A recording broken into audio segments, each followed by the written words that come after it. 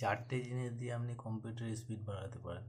আপনি recent, প্রিফেজ, temp আর percentage এই চারটে জিনিস দিয়ে আপনি কম্পিউটার স্পিড বাড়াবেন। কী করবেন, আপনি রিসেন্টটাকে কপি করবেন, কপি করার সাথে সাথে উইন্ডোজ আর প্রেস করবেন কম্পিউটারে।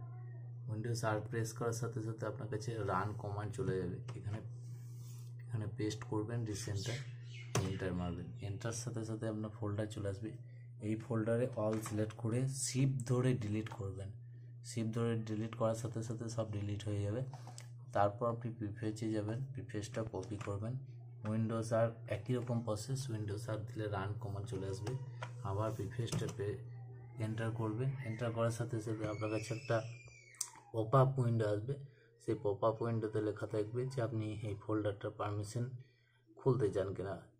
এবার আমি আপনার এন্টার করবেন। এন্টার করার সাথে সাথে আপনার কাছে প্রচুর ফাইল চলে আসবে। এগুলো কন্ট্রোল এ প্রেস করে অল সিলেক্ট করবেন, শিফট ধরে ডিলিট করবেন।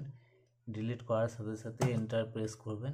এন্টার প্রেস করার সাথে সাথে এরকম যদি উইন্ডোজ আসে, আপনি do this all current item এখানে ক্লিক করে স্কিপও করে দিতে পারেন। স্কিপ করার সাথে সাথে আপনার এই দুটো ফাইল বাদ দিই, আমার কম্পিউটারে এই দুটো ফাইল ডিলিট হচ্ছে না।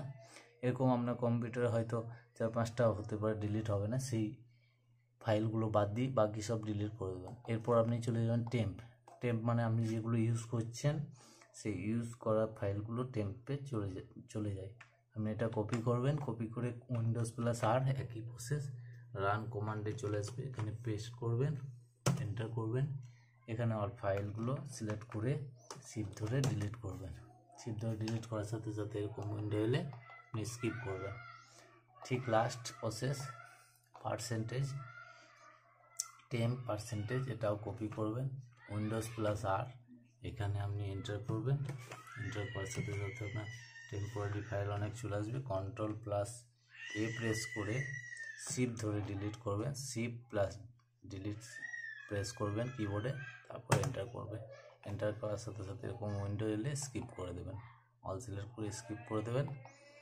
স্কিপ করার সাথে সাথে আপনার বাকি ফাইলগুলো ডিলিট হয়ে যাবে।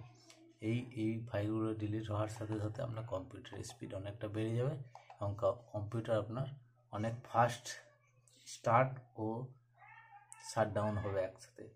ধন্যবাদ। এরকম অনেক ট্রিক্স পেতে আমাদের চ্যানেল বেঙ্গলি গাইডকে ফলো করতে পারেন এবং এই ভিডিওটি অবশ্যই লাইক করুন আপনার যদি ভালো লেগে থাকে এবং শেয়ার করে সবাইকে জানিয়ে দেন। ধন্যবাদ।